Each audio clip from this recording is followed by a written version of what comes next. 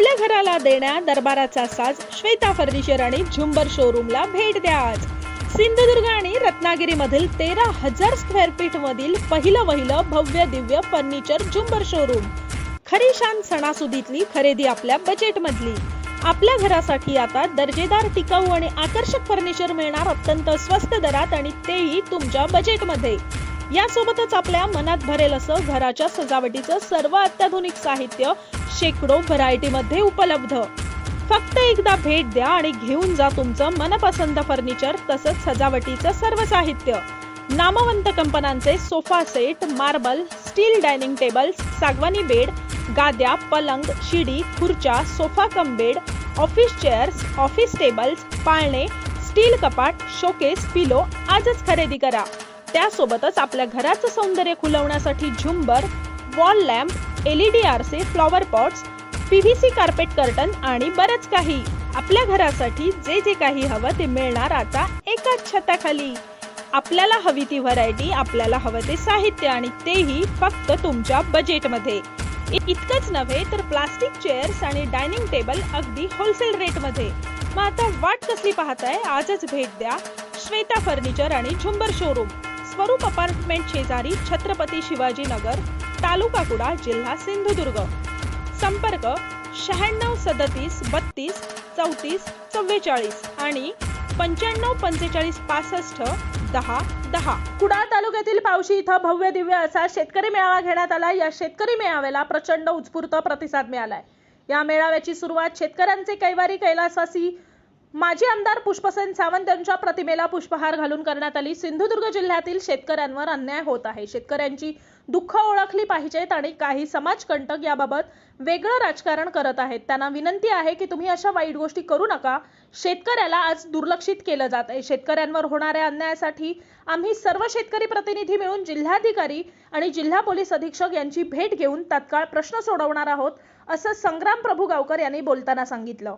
यावेळी संग्राम प्रभू गावकर, अमित सामंत, अमरसेन सावंत, अभय शिरसाट, भास्कर परब, रुपेश पावसकर, राजन नाईक, आनंद शिरवलकर, बबन बोभाटे, श्रीपाद उर्फ पप्या तवटे, अप्पा परब, बाळू सामंत, हाजिम मुजावर, चंद्रकांत वाटवे, बबलू भोगटे, अभि शिरसाट, अभिषेक वाटवे, प्रशांत टेंबुलकर, संदीप मयकर, फिरोज खतीब, चेतन आळवे, पशुधन सहाय्यक आयुक्त डॉक्टर VB चव्हाण आणि पशुधन विकास अधिकारी डॉक्टर SM कानगुले आणि अन्य मान्यवर उपस्थित होते. या मेळाव्याला शेतकरी बांधवही मोठ्या संख्येने उपस्थित होते. वाटवे साहेब, तुम्ही आता सांगितलं की 5% शेतकरी आले. 5%तून सुरुवात तर झालेली आहे. 5%वरून 500%वर पोहोचायला वेळ लागणार नाही. तुम्हाला कुडाळ हायस्कूलचं गाव आणि आपण एक नसल्याचाच फायदा. जरी तुम्ही सरकारी अधिकारी असलात तर तुमची माफी मागून सांगतो, सरकारी घेतं काय. आज एवढे शेतकरी मिळून जर जिल्हाधिकाऱ्यांच्या दारात जाऊन बसलो, जर RTOच्या दारात जाऊन बसलो, जर पोलीस अधीक्षकांच्या दारात जाऊन बसलो, तर कोणाची हिंमत आहे की आपल्या मागण्या मान्य न करायची? हे मला तुम्ही सांगा. आज एकत्र नाही याचा फायदा प्रत्येक अधिकारी, प्रत्येक व्यक्ती घेते. आणि आपण सुद्धा तेवढे असं म्हणतो, आज त्याला त्रास होतोय ना, जाऊ दे, माझी पुढे वेळ आहे, माझं काय होतंय ते व्यवस्थित होतंय ना. हेच मुळात आपल्याला लढतंय. आज तो आहे, उद्या मी आहे, हा विचार करणं कुठेतरी गरजेचं आहे. आणि हा विचार करून आज तुम्ही एकत्र आलाय. भले तो कमी संख्येने का होईना, तुम्ही एकत्र येणं हे फार महत्वाचं होतं. माझी सुद्धा तुम्हाला हीच विनंती आहे, तुम्ही सुद्धा अशीच ताकद निर्माण करा की सर्वसामान्य शेतकऱ्याला सुद्धा, एका शेतकऱ्याला सुद्धा त्याचं काम नाकारताना अधिकाऱ्याला असू दे, राजकीय लोकांना असू दे किंवा पोलिसांना असू दे, 10 वेळा विचार करायला लागेल. अशी ताकद तुम्ही सगळ्यांनी उभं करणं गरजेचं आहे. आणि त्याच्यासाठी आम्ही सर्वजण तुमच्या पार्टीशी पक्षभेद सर्व विसरून उभं राहण्याची ग्वाही मी तुम्हाला देणार. माझ्या मनातले सुद्धा काही प्रश्न आहेत, मला विशेष माहीत नाहीये, पण माझ्या मनातले प्रश्न आहेत. मी आताच माझी जिल्हा परिषद अध्यक्ष संग्राम प्रभू गावकर साहेबांची सुद्धा विषयावर चर्चा केली की कोणीतरी असं म्हटलं की कोणी गायीची वाहतूक करत नाही. मला एक सांगा, कोणी सांगावं, गायीची वाहतूक करण्यावर बंदी आहे का? तर तुम्ही सांगा. मग गायीच्या वाहतुकीवर जर बंदी नाही तर तो मुद्दा का असा केला जातो? समजा मी माझं घर शेती सगळं ही भोगवायला विकोले तालुक्यात,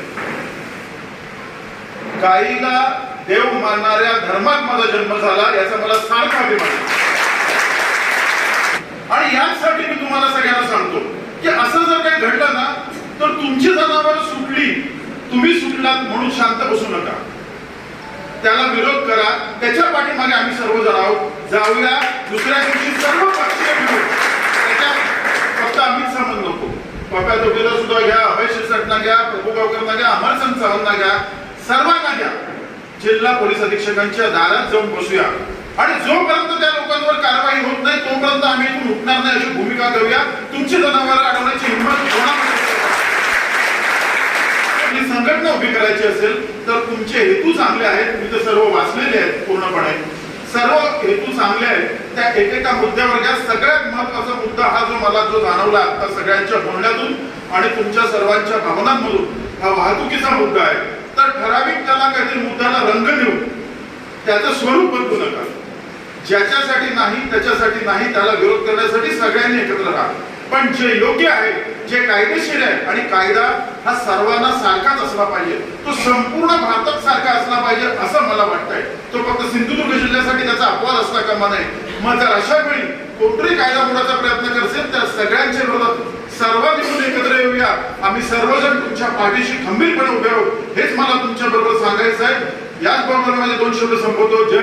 एवढं सांगतोय की आज जो शेतकरी मेळावा आयोजित करण्यात आला आहे आणि जो आयोजनाचं जे ठिकाण आहे ते खरं तर पावशी आहे आणि पावशी गावात मोठ्या प्रमाणात शेतकरी वर्ग आहे. ज्या प्रकारे व्यापारी वर्ग आहे त्याचप्रमाणे शेतकरी वर्ग पण मोठ्या प्रमाणात आहे. आणि हा मेळावा पावशी गावात सुरुवात झाली किंवा ह्या एखाद्या गोष्टीची सुरुवात पावशी गावात होते, त्याबद्दल आधी सर्वप्रथम मी तुमचे सर्वांचे आभार करतो आणि अभिमान पण व्यक्त करतो. सगळ्यात महत्वाची गोष्ट असते ती म्हणजे सगळ्यांनी आपण एकत्र येणं. कुठच्याही पक्षाचे सर्व पदाधिकारी आहेत त्यांनी आता एक चांगलं उदाहरण दिलं की पक्षाच्या पदाधिकाऱ्यांना अधिकारी वर्ग असेल किंवा अन्य कोणी का घाबरत असतो तर त्यांच्या पाठी त्यांची संघटना ठाम उभी असते. या ठिकाणी तुम्ही जी संघटना तयार करा, त्याचा जो जी कोण कोअर कमिटी करा, त्याच्या पाठी तुम्ही आधी सर्वप्रथम सगळ्यांनी ठाम राहायला शिकलं. काय होतंय, वाटवे साहेबांनी पण सांगितलं की या ठिकाणी 5% या ठिकाणी शेतकरी इकडे उपस्थित आहेत. खरं तर सुरुवात होणं कुठच्याही गोष्टीची गरजेची असते आणि ही सुरुवात कुठून तरी झालेली आहे. आपल्याला होणाऱ्या त्रासापासून सुरुवात झाली. कधी कुठचंही बंड ज्यावेळी चालू होतं त्याचं पहिली सुरुवात असते ती कुठेतरी कोणाला तरी होणारा त्रास असतो. कदाचित एवढा त्रास झाला नसता तर कदाचित हे शेतकरी पण कधी एकत्र आले नसते, कधी राजकीय पक्षांना एकत्रित्या बोलवलं नसतं. आणि एक लक्षात घ्या, ज्यावेळी शेतकऱ्यांचा प्रश्न येतो त्यावेळी सगळे राजकीय पक्ष एकत्र येण्याची ताकद शेतकऱ्यांमध्ये आहे. आज बघा व्यासपीठावर कोणी विचारलंय, व्यासपीठावर मी बघायची विचारलं येताना की व्यासपीठावर कोण असतात, सगळी नावं समजली तरी पण या ठिकाणी येण्याचा मोह कोणी टाळला नाही. कारण काय तर शेतकरी ही अशी एकमेव ताकद आहे जी सगळ्यांना एकत्र करू शकते. सगळ्यांना मगाशी आताच बोलता या ठिकाणी एक विषय आला की वाहतुकीचा विषय मोठा या ठिकाणी सगळ्यांच्या डोक्यात असणारा एक सगळ्यात महत्वाचा प्रश्न आहे तो म्हणजे वाहतुकीचा. खरं तर वाहतुकीला फक्त त्यांची जी गुरं जी कत्तलखान्यात पाठवली जातात त्या एका गोष्टीला फक्त कायदा कुठेतरी आहे की कायदा आहे तो म्हणतोय की ती अशा प्रकारची वाहतूक होऊ नये. परंतु बाकीचे बघायचे त्यांनी सांगितलंय की कदाचित काही गुरांना कुठेतरी औषध उपचारासाठी तालुका पातळीवर आणावं लागतं, कुठेतरी वाहतूक कोणतरी विक्री करतो त्याला कुठेतरी या जिल्ह्यात दुसऱ्या जिल्ह्यात न्यावं लागतं. हे नेत असताना कुठेतरी त्रास होत असेल तर आपण पण कायद्याचा परिपूर्ण अभ्यास करून कायद्याने कमीत कमी उत्तर द्यायला शिकलं पाहिजे. मी एक गोष्ट या ठिकाणी मुद्दा उल्लेख करावा असं वाटतो की या ठिकाणी नक्कीच उणीवची भारतातील सन्माननीय नानांची वाटते. कारण व्यासपीठावर बसलेले सगळेच पण नेते जे वेगवेगळ्या पक्षात काम करणारे जरी असले तरी प्रत्येकाला नानांचं मार्गदर्शन मिळालं होतं. शेतकऱ्यांचा ज्यावेळी प्रश्न असेल त्यावेळी नानांची ताकद होती रस्त्यावर उतरण्याची किंवा कुठली गोष्ट करण्याची. मी मुद्दा म्हणून अमरचंद सावंतांना या ठिकाणी विनंती करेन की अशा प्रकारे आपण पण आपलं नेतृत्व अशाच प्रकारे बहरावं किंवा अशाच प्रकारे शेतकऱ्यांचा ज्यावेळी कुठलाही प्रश्न येईल त्यावेळी आपण याहीपेक्षा ताकदीने आपण त्या रस्त्यावर उतरावं. नक्कीच आम्ही तुम्हाला या ठिकाणी शब्द देतो की ज्यावेळी गरज लागेल त्यावेळी आम्ही शेतकरी किंवा शेतकऱ्याच्या कुटुंबात जन्मात आलेला मुलगा म्हणून मी तुमच्या पाठीशी ठाम उभा राहील एवढंच या ठिकाणी सांगतोय. जे मुद्दे असतील ते सर्व मुद्द्यांना जास्तीत जास्त सोल्युशन काढण्याचा प्रयत्न मी भारतीय जनता पार्टी किंवा निलेशजी राणे साहेब असतील किंवा रवींद्र चव्हाण साहेब असतील यांच्या माध्यमातून नक्की करेन एवढंच या ठिकाणी अभिवचन देतो आणि मी इथेच थांबतो. जय हिंद. गेली 2-3 वर्ष असं चालू आहे की जे व्यापारी आपली जनावरं घेऊन जातात ती जनावरं अडवण्याचं काम मोठ्या प्रमाणात केलं जातं. एक वर्षापूर्वी मला वाटतं आजीबाईची गाडी या ठिकाणी कुडामध्ये अडवली ज्यांना बैल म्हणजे काय, गाय म्हणजे काय हे माहिती नाही, ते सगळेच त्या ठिकाणी पोलीस स्टेशनला धावून त्या ठिकाणी त्यांच्यावर कारवाई. मला वाटतं अजिमाईची गाडी जी पकडली त्यामध्ये कुठलीही गाय नव्हती, फक्त बैल होते. नियमाने ते सुटले सुद्धा. आज व्यापार करायचा म्हटलं तर व्यापारी सुद्धा टिकला पाहिजे, शेतकरी सुद्धा टिकला पाहिजे. कारण शेतकऱ्याचं जनावर जे व्यापारी घेतो, व्यापारी कधी कुठून कंपनीतून येत नाही जनावर, शेतकरी त्याला देतो त्यावेळी व्यापारी घेऊन जातो. आज मोठी अडचण जी आहे ती 2 जनावरांची आहे. म्हणजे 4 जनावरं गेली तर भाड्याला कुठेतरी कमी पडतो. आज व्यापारी व्यापार करताना वरचे बाजार आणि इकडचे बाजार, इकडून बैल इकडे आणले, इकडे शेतकऱ्यांना देणे, शेतकऱ्यांचे बैल वरती नेऊन देणे, असा व्यवसाय चालू आहे. परंतु ठिणगी एवढ्यासाठी ठिणगी पडायला लागते. कारण एखादा विषयाचा अन्याय झाला तरच आपण एकत्र येतो. त्याप्रमाणे तुम्ही सगळे एकत्र आलेले आहात. या ठिकाणी कृषी संवर्धनाचे अधिकारी सुद्धा आहेत. आज आपल्याला वाटत होतं की आपल्या कोकणात लंपीसारखे आजार येणार नाही, परंतु आज गेल्या वर्षापासून लंपीची लस या ठिकाणी दिली जाते आहे. लंपीचे आजार आलेले आहेत, पण मोठ्या प्रमाणात नाही आहे, पण आजार आलेले आहेत. आजही माझ्या 2 जनावरांना लंपीचा आजार झाला. डॉक्टरने त्या ठिकाणी आपले प्रयत्न केले, परंतु पशुसंवर्धनाच्या अधिकाऱ्यांना सुद्धा आम्ही सांगतो की जी आपण लस देतात ती मला वाटतं एकदम 100 जनावरांना लस दिली जाते असं ते डॉक्टर सांगतात. परंतु लस देताना ती सिरिंज असते, ती एकच वापरली जाते. जर एखाद्या त्यातल्या 100 एखाद्या लंपी असेल ती अनेक जनावरांना ताब्यात होणार आहे. त्याचा सुद्धा पशुसंवर्धनाने विचार करावा. या ठिकाणी पशुसंवर्धनाचे अधिकारी खरोखरच काम चांगलं करतात, परंतु 5-20 या अटी जर आल्या तर शेतकऱ्याला त्या त्रासाच्या जातील. त्यासाठी आपल्याला जी 4 जनावरांची अट आहे ही आपण अट शिथिल करण्यासाठी कलेक्टर असतील, पोलीस अधिकारी असतील, कोणाहीकडे आपल्याला जायचं असेल तर कृपया या संघटनेत आणि एक कोर कमिटी सुद्धा तुम्ही करा. या संघटनेने इथे आलेल्या कुठल्याही एका पक्षाकडे जाऊ नका. संघटनेने त्या ठिकाणी जायचं आहे, पक्षाने त्यांना पाठिंबा द्यायचा. नाहीतर तुम्ही एखाद्याकडे गेलात तर तो म्हणणार तुम्ही इकडे प्रवेश करा, इकडे आम्हाला मतं द्या. सगळ्यांच्याच बाबतीत होईल. तर संघटनेने संघटना म्हणून जायचं. म्हणजे तुम्हाला असेल आम्हाला त्यात नाही घेतलं तर चालेल, आम्ही शेतकऱ्यांच्या मागे आहोत, अशा पद्धतीने काम करायचं आहे. आज शेतकरी म्हटलं तर मोठाशी तेंडुलकर साहेब की अनेक योजना आहेत. अधिकारी या ठिकाणी आलेले आहेत, ते तुम्हाला माहिती देतील की 2 जनावर जरी शेतकऱ्याला घ्यायची झाली तर त्याला बँक लोन आहे, सबसिडी आहे. बँक लोन घेतल्याशिवाय सबसिडी मिळत नाही. तर सबसिडीसाठी बँक लोन घ्यायला गेलं तर त्याला परत सरकारी जामीन द्या. ही अट मात्र शेतकऱ्यांना पुढे जाण्यासाठी अडचणीची आहे. कारण जर शेतकऱ्याला सरकारी जामीन घ्यावा लागला काही वेळा त्याला तो मिळत नाही, तो त्या योजनेपासून वंचित राहतो. आज सिंधुरत्नाच्या माध्यमातून गोठ्यासाठी निधी आहे, शेळीमेंढीसाठी आहे, कुक्कुटपालनसाठी आहे, जनावरांसाठी आहे, मोठ्या प्रमाणात निधी आहे. शेतकऱ्यांनी याही माध्यमातून आपला विचार केला पाहिजे.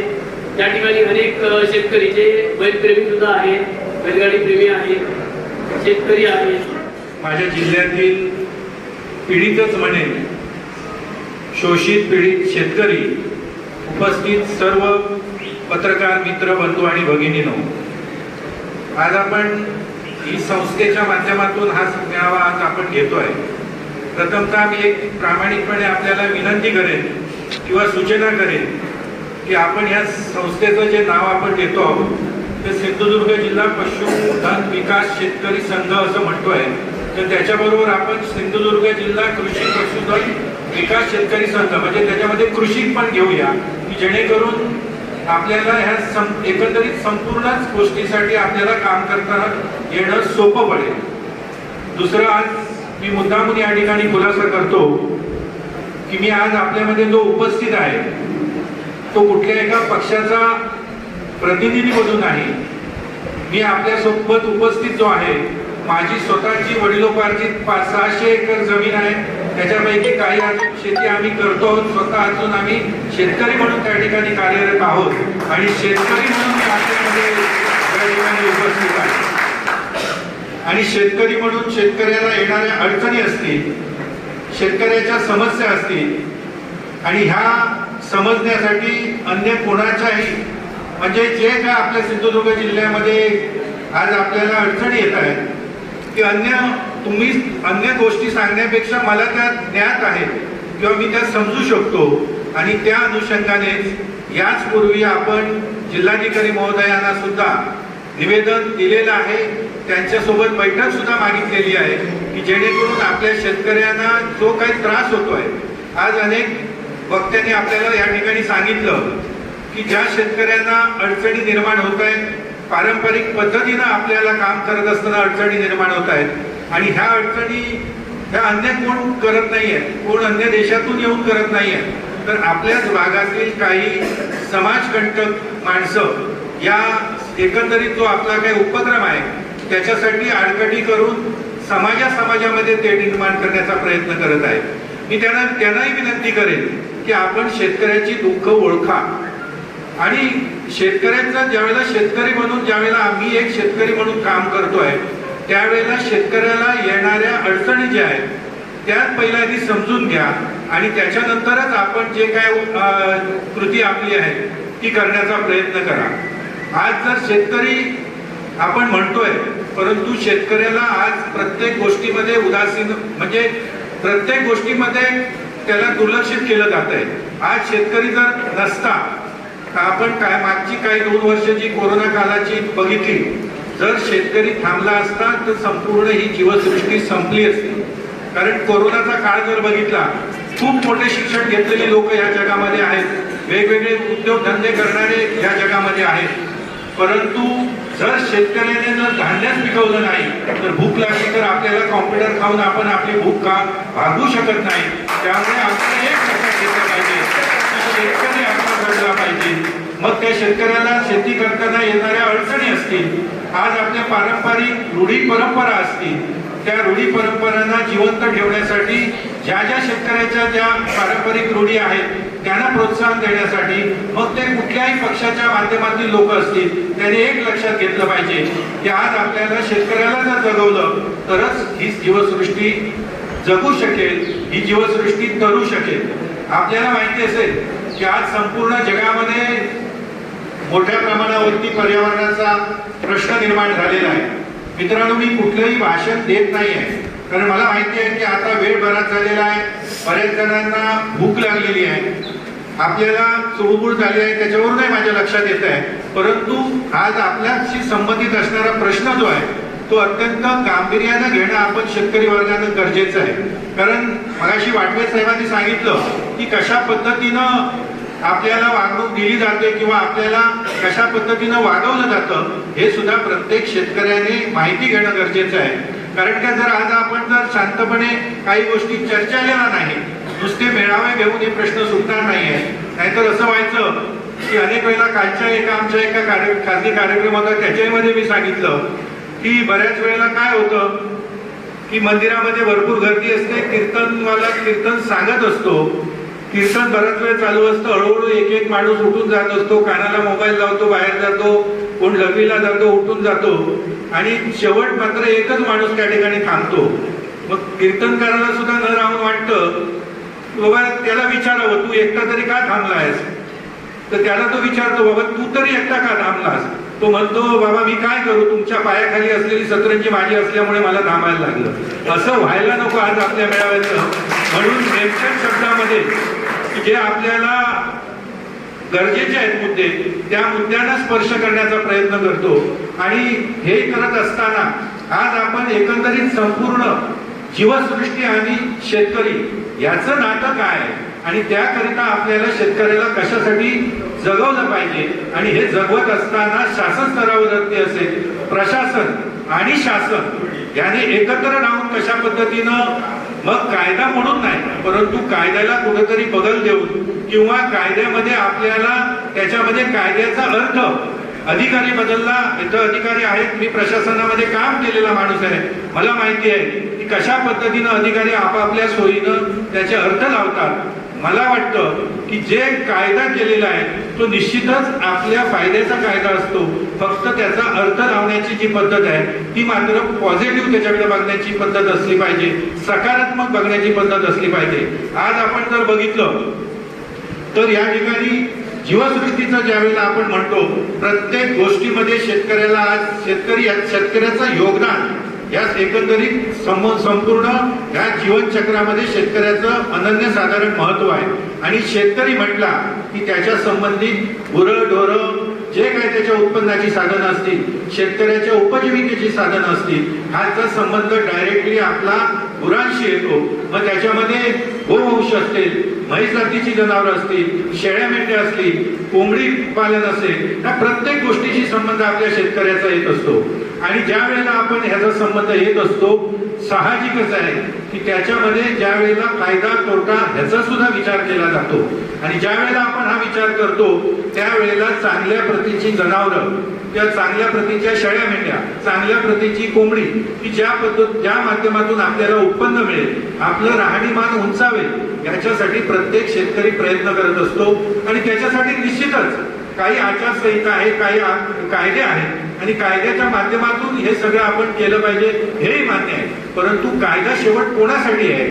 कायदा हा तुम्ही आम्ही बनवलेला तुमच्या आमच्यासाठीचा कायदा आहे. मग त्याच्यामध्ये जर काही त्रुटी असतील, काही चुका असतील तर निश्चितच या त्रुटी सुधारण्यासाठी आपण शासन दरबारी पाठपुरावा केला पाहिजे.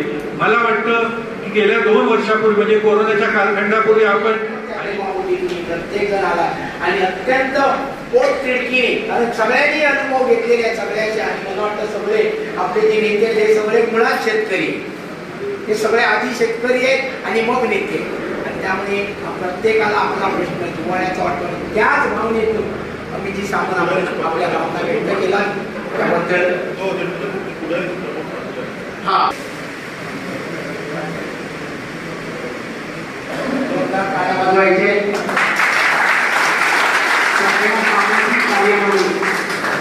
जिथे जिथे समाजाची बाजू घ्यायची त्या ठिकाणी आमचे माणूस साहेब, आमचे पद्माकर मालावकर, आमचे गुरुप्रवी अगदी हिरारीने पुढे असतात. तर या ठिकाणी मी पुन्हा एकदा म्हणून धन्यवाद देतो. अभिजित साबळेंना पुन्हा